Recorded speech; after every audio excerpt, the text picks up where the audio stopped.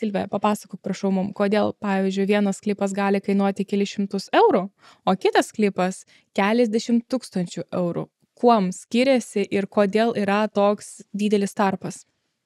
Taip, sklypai yra skirtingi, o ką tai lemia, ne, ta kaina, tai yra vieta, koks tai yra sklypas, ne, ar tai namų valda, ar tai, nežinau, ten komercinis ar kažkoks kitas. Tai vat susideda iš kelių niuansų, ne, ta kaina. Tai kokios komunikacijos, ne, kur, vieta, lokacija, ne, susisiekimas, kelias ten, ar asfaltuotas, ar žvyrkelis. Tai vat iš tokių momentų ir susideda ta kaina. O gerai, vat tavo nuomonė, iš tavo praktikos, koks sklypas yra brangesnis, ar žemės ūkio paskirties, ar namų valdos?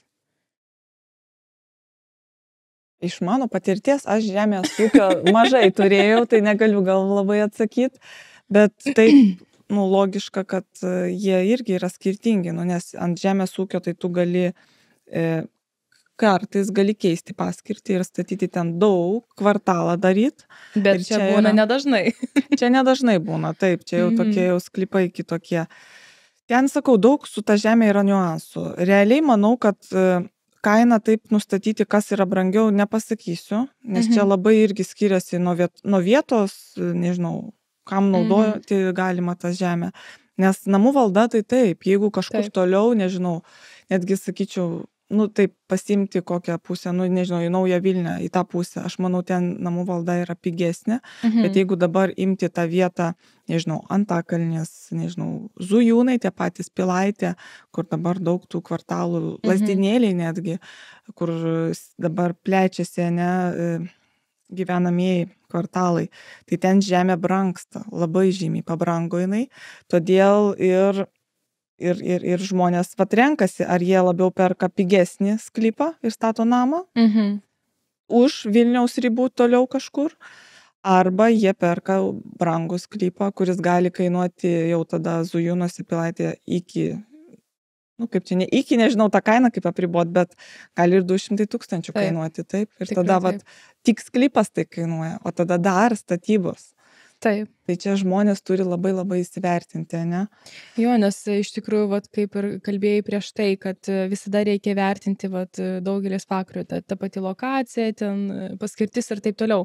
Bet ir nepamirštam, kad reikia visada įvertinti ir pačio sklypo potencialo. Pavyzdžiui, jeigu tai yra sklypas, nežinau, kažkur tai laukuose, tarkim, Vilniaus rajone, 20 km nuo Vilniaus, ne? Tai reikia visą laiką pasižiūrėti,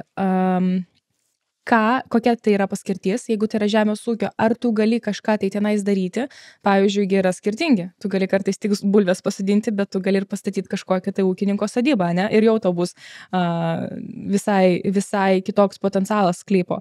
Ir apskritai, ar tu gali keisti tą paskirtį, nes tai yra labai svarbus niuansas. Taip pat ir dėl tos pačios ir namų valdos, ne, tai kartais būna taip, kad tu gali pastatyti tiesiog kažkokią tai vieną namą, kartais tu gali pastatyti kotedžą, pavyzdžiui, o kartais būna, kad tu gali tenais pakeisti paskirtį ir daugiabutį kažkokį pastatyti. Tai vėlgi, tai yra jau kitoks potencialas ir tai yra jau kitokia kaina. Turiu tokį pavyzdį.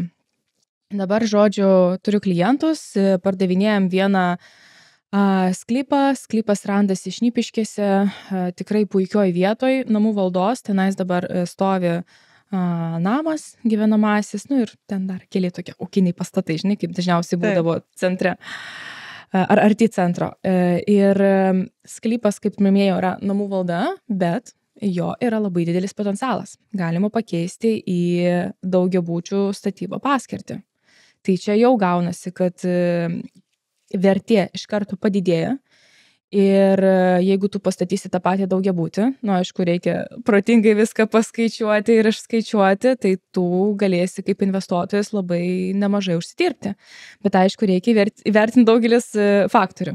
Tai yra tokių atvejų. O pavyzdžiui, turiu tokių atvejų, kur, tarkim, pasikreipia žmonės, tarkim, turiu Trakų rajone sklypuką, kaip sklypuką, ten kelių hektarų, žinai, tai čia jau yra ne sklypukas, sklypas. Ir sako, žemės ūkio, noriu gauti iš jo, tarkim, didelę sumą. Pradedu žiūrėti, nu, tu ten tik bulves gali sodinti, tu daugiau ten nieko nepadarysi ir iš esmės gaunasi, kad tas sklypas, jisai va tiesiog egzistuoja, tiesiog yra, bet pagal viską tu nieko jame negali daryti. Nu, ta prasme, tik tai, ūkininko veikla kažkokia tai vykdyt, bet man klausimas, ar daug pas mus yra žmonių, kurie, pavyzdžiui, bulves sodins, ten, nežinau, pas save kieme.